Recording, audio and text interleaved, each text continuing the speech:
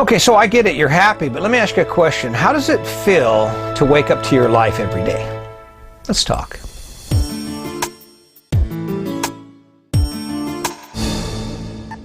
You wake up in the morning and you drag your butt out of bed 5-6 days a week and you go to a job, and that was my case. I used to wake up every day and go to a prison and do my thing. If you had asked me back then, are you happy? My natural response would have been, yeah, I'm happy.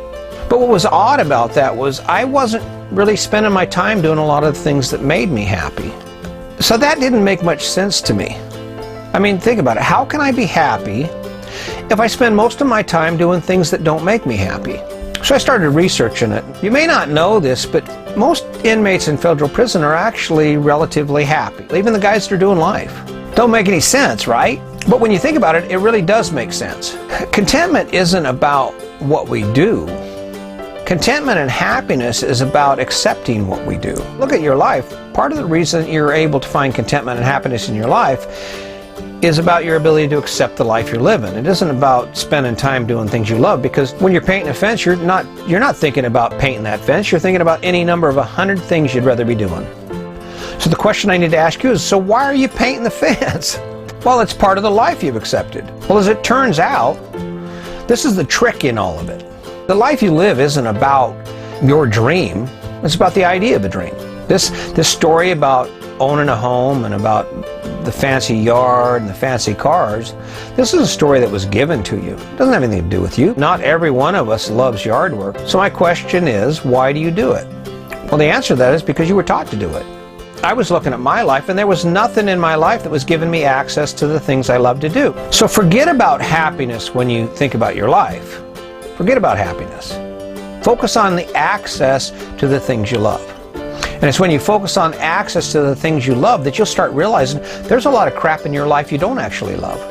So I'm going to ask you another question. Does the life you're living right now give you access to the things you love? And when you examine your life and you look at all the things you do on the average day, how many of those things do you actually enjoy? Why would you work to pay for things that don't bring you the most value? So you're happy right now. We've already established that. Now imagine what would happen if you added more things to your life that actually inspired you, that actually energized you.